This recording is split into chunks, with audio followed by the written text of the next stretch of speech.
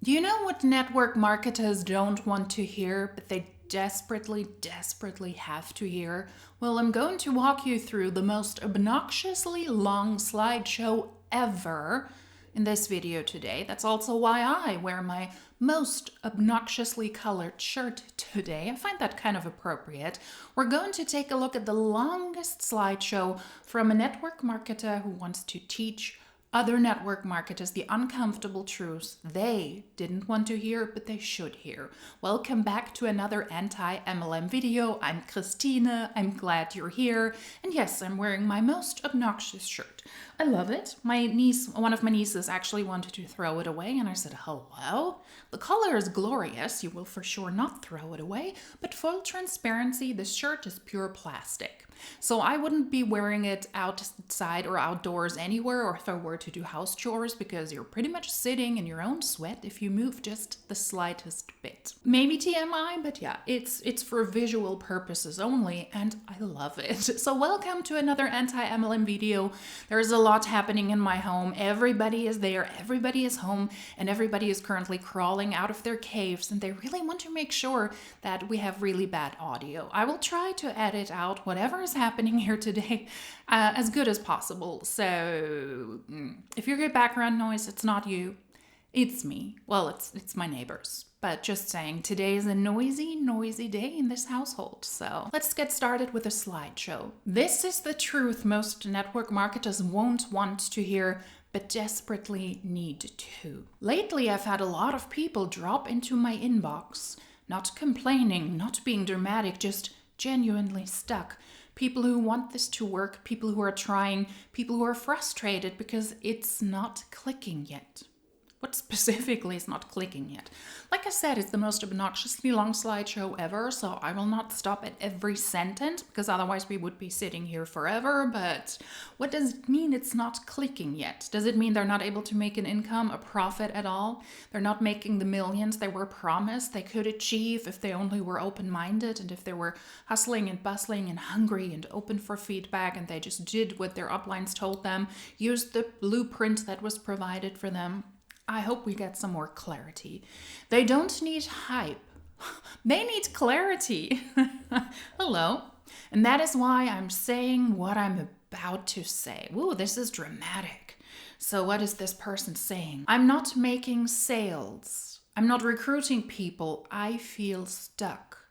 Different people, same frustration, same missing people. Well, it means that you're not making sales, you're not selling people the business opportunity, aka you're not recruiting people, and that is why you are stuck, because you're not rising in the ranks and you're not making the proper money you should make if you really do a lot of work. But that's the nature of network marketing, where it's not really about the work you do, all right? It's this tale that you can hustle your way to the top, but you could also hustle 24/7 and never achieve anything. This usually isn't a motivation issue. I thought so. I thought that some people are not motivated and they don't know how to motivate themselves when they're not stuck in this horrible corporate job where they're enchained in their little booth and they just have to follow whatever other people are telling them. I thought that was an issue. We heard that so many times, and it's rarely the algorithm. So people post regularly on social media, but they don't get the traction and they don't get the views. That's what I hear.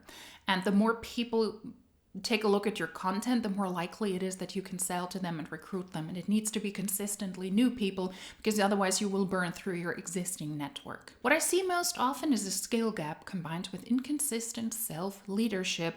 It's not a character flaw. It is something that can be trained. Yes, most people can be trained, but not everything. The issue with network marketing, though, is network marketing companies are pricey to join. You either need to pay to join, you need to buy a starter box, you need to buy a starter kit, you need to buy something to be able to join, and then you're also expected to purchase a good amount of products because you need to use the products, you need to love the products. If it's a big product palette, you also need to purchase a lot of those products to show them to people on social media or to have samples available when you meet up with people in person. Most people don't have the time to join something where you allegedly don't need any skills, because people in the company, your uplines, the teams, they can teach you everything you need to know, but you need to put a lot of money into a system that will not pay you back until you have gotten the skills.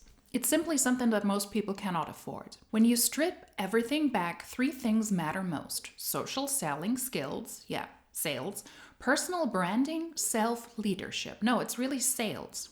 How to sell people products and a business opportunity. Confidence doesn't come first. Confidence is built through action.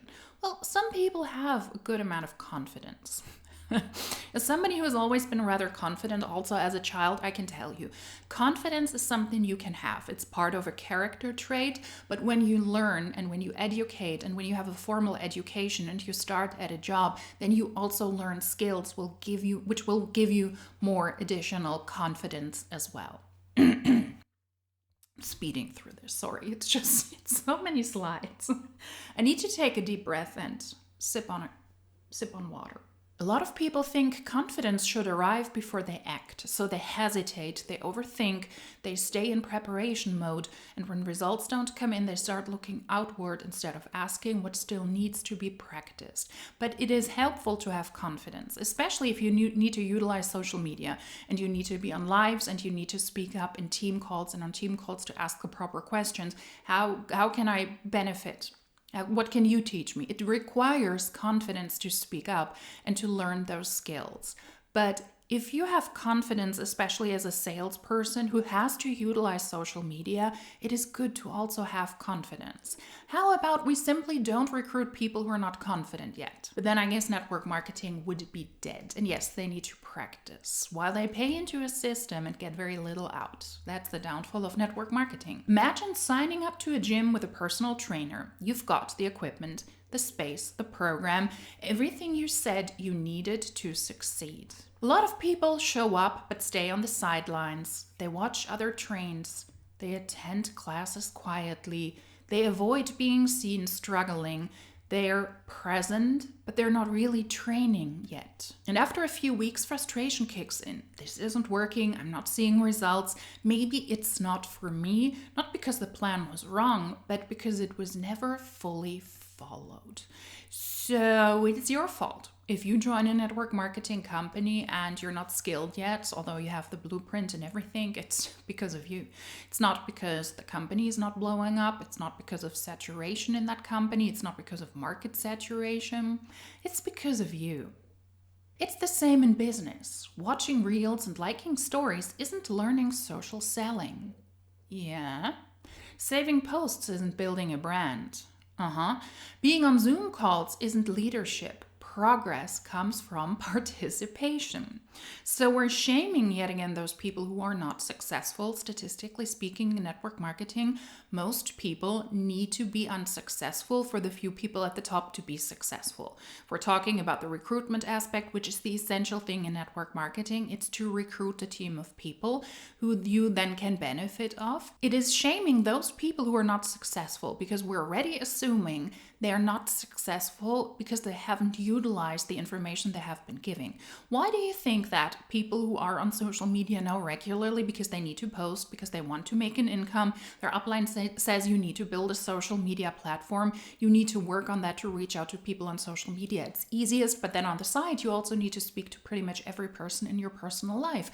Why are we assuming those people, they just watch the reels and they like stories? Why do we assume that people save posts to get inspiration for their own branding, but they're never utilizing it? Why is it that people are now being yelled at, that they're on the Zoom calls from their leaders, from their uplines, but that's not sufficient enough because you're not utilizing and you're not using the tips that you've gotten? That is downline shaming, that is gaslighting, and that is horribly toxic. That is typical MLM, in my opinion. The beginning is meant to feel uncomfortable. Why? Why does the beginning of something have to feel uncomfortable? If you're insecure, if you learn something new, it can be uncomfortable, but it is simply a horrible perception that if you start something new, you have to be uncomfortable. Why? Because most people feel uncomfortable because they recognize, this is kind of weird. because you don't want to recruit comfortable people, people who already know what they're doing, people who are well settled in their life and they just want to see what else is out there. No, we're reaching out for the poor people, for the ones who are looking for something, for the ones who are desperately needing something in their new lives for whatever reason. They will very likely be uncomfortable and they have to be. That's good. It's normal. Well, it's not. It's not meant to feel uncomfortable. You'll feel awkward. You'll say the wrong thing. You'll replay conversations in your head. That's not failure. That's learning a new skill. Well, that's life. I am very confident in my job life, in my professional life, and that happens to me regularly as well. There are moments where I feel awkward and I think, was that the right thing to do? And I question that. And then I thought, did I say the right thing? And also, I do replay conversations in my head. It's also part of my personality. That doesn't mean that I'm uncomfortable or that I'm starting a new skill. That is called life. You do reflect on the things that happen in your life. Not every day is like that. If every day was like that, I would say I'm quitting my job. Something is wrong. I need to do something else. I need to work in a petting zoo. Then I wouldn't feel uncomfortable. That would actually be cute. I would be responsible for the guinea pigs. Confidence isn't a personality trait. It is also a personality trait. Trust me. As a child, I was extremely confident already. And the older I got and the more skills I got, the more confidence I also got. But confidence is something that is within my character and it's also from parts of my family. So yeah, it can also be a personality trait. Or that you're not that interested in other people's feedback or that it doesn't get to you personally. That can also add to that confidence. It is something that some people have. And it is also something you can earn. You earn it by having real conversations, practicing when it feels messy, staying in the work. That's how capability is built. Well, that's how you keep people in a network marketing system for longer, where most people don't make money, but you got to tell them you got to work, you got to practice, and then you build confidence, and then you will be successful. That's the reason we're hearing this here. It's not about building other people's confidence. It's about keeping people in network marketing longer so that the uplines and the top people can benefit, and the company themselves as well. It's to benefit them, not to create confident salespeople. That's a nice side effect, because if you have people on your team who are able to do the job, who are able to pull their weight, who are able to fulfill certain requirements, then also it's beneficial for the upline, but it's ultimately a very self-serving, selfish industry. If you think you suck at sales, have you actually trained? I suck at sales. And you couldn't train me to a degree that I would not suck at sales. I can confidently say that. Anywhere other than your team calls, your comfort zone, your own assumptions, well, and also decades of life. A thinking, feeling human being who takes critical input and who really uses and utilizes that, but who is also self-aware enough to say, you know what? I'm not a salesperson. That is an actual good realization if you realize the things you're not good at. That's also a part of being confident, to say, you know what, those are my boundaries. That's fine. There are boundaries I can cross and I can get better. And there are other boundaries that are simply boundaries. And I'm willing to follow those and not cross those boundaries. If I were in a sales job, I would be the worst person ever. I would be the worst salesperson, because every time there is somebody, I don't like sales myself, so I wouldn't want to sell anything to you. Can you imagine that? I would just be wasting my time and other people's time. I'm where I'm at because I'm good at it, not at sales. Or did you just decide I'm not salesy? You don't need to be salesy to not be good at sales, but some people are simply not good at sales. Hello. And let that become your identity. No, I'm just aware that I'm not a good salesperson. That is not my identity. My identity is I'm the smart one with the weird shirts. I'm the one sitting in front of a camera in my office talking to myself pretty much. I'm the one with the crazy hair. I'm the one who loves animals. I'm the one who always has stinky people on public transportation. That's part of my identity. And I'm the one who's bad at sales. That is not my identity. It's a part of my identity. And there are a gazillion more things to me that I won't even point out here that is my identity. Not being good at sales is just one part of the things I'm not good at. that. Sales isn't manipulation, it is communication. Yeah, hopefully, but sales is also always a little bit manipulative because you need to sell something to people. You want to sell something to people. So you need to manipulate people into the direction that they want to buy into what you have to sell. And you do that via communication. And that can be ethical, but sales is also always manipulation. Advertisement is also manipulation. That is sales. And it's also communication. If you can't clearly explain value or confidently lead a conversation, that doesn't make you incapable. It actually does. It means you're incapable of leading a conversation where the outcome is essentially to sell something. That is called being incapable in that situation. It just means there's more to learn. Yes, you can also learn more, but in that moment you're incapable. You're not capable to close a sale. And if you do that regularly, and if that's just not your forte, you will never be a good salesperson.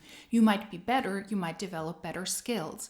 But people who are good at sales, who are comfortable at communicating, doing small talk, who are willing to put themselves out there in front of people or on social media to sell you something, those people will always be more successful also when they further develop their skills than somebody who doesn't possess those abilities and they develop their skills. You will always be a worse salesperson and a bad salesperson if you start at -3 compared to a person who's really good at that. When you master sales, you unlock leverage. Everything that you master will unlock leverage. It doesn't have to be sales, but of course for somebody in a network marketing company, it is more beneficial to say, hey, sales is the way the world goes. You need to sell to everybody. We're at a point where people are sick of being sold to, whether that is openly sold to or hidden, especially on social media. So everything, every task, everything you master at will unlock leverage. Hello? That's bare bone basic talk. Sales skills transfer everywhere. They create income, confidence, and freedom in any industry. This is one of the most valuable skills you can build. It's really not, because not everything is sales. Everything is a version of negotiation. I went through some really interesting online workshops lately, or it was at the end of last year, and everything is communication and negotiation. Not everything has to be sales. So if you consider something a negotiation and you already know what you want, what the outcome is supposed to be, you already know what your minimum outcome is to also come across as more open-minded while talking to that other person who also knows that they have an agenda. You know they have an agenda. That is helpful. It is essential, I think, to not consider every interaction and everything you do as sales, but rather as a negotiation, because that is truly what it is. It was a really cool workshop. If you want to be successful, it was a really cool workshop and I learned a lot. I can confidently say that that was really helpful and it gave some really good tips and tricks and a good guidance, if you will, how to approach communication if you want to achieve a certain outcome. A realistic outcome. I thought that was really helpful. If you want to be successful, your goal isn't making a few sales. Your goal is to master communication, build an X Factor brand, develop confidence through repetition, and eventually help others do the same. What? That is repetition. So recruit people who recruit people who recruit people and say it with confidence. That's leadership. No, that's manipulation. That's duplication, hopefully because you want the people on your team to do what you do, etc. And that's how real teams grow, which is the essential thing in network marketing. It's about selling people on a business opportunity and not on the products. I have joined gyms I didn't enjoy. The environment felt off. Showing up felt heavy. What? Did I mix those slides? Are we speaking about the gym now? We spoke about that in an earlier... No. What? Why are we speaking now at the gym about the gyms again in slide 3 gazillion when it was in the 3rd or 4th slide? I'm confusion. I mean, we almost forgot that she spoke about gyms before. I've joined gyms I didn't enjoy. The environment felt off. Showing up felt heavy. Recently, I invested in a health and fitness coach, and I've shown up every single day since. Not because I became magically disciplined, but because accountability matters and who holds you accountable matters. Well, it's probably also that you figured out a way how you can work out better. For some people, it's not good to be self-guided. They want a personal coach. They want that type of support.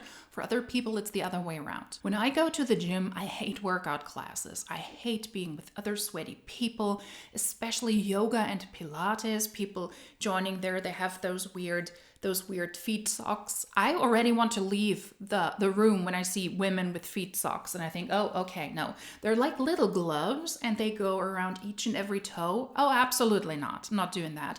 And then of course you also take off your socks at some point, but that's something I don't want to see either. All right, then I'd rather get with the feet socks. Maybe a little bit of a weird tangent, but that is an environment I'm not comfortable in. But to just get there in the morning, do my cardio on my own at the machine, have a personal trainer, a personal coach who regularly supports me in the gym and who shows me about weightlifting, what my structure looks like, what my workout plan looks like, how I do the exercises, who corrects me if they recognize, okay, you're positioning the weights wrongly, or you should watch out for this or for that.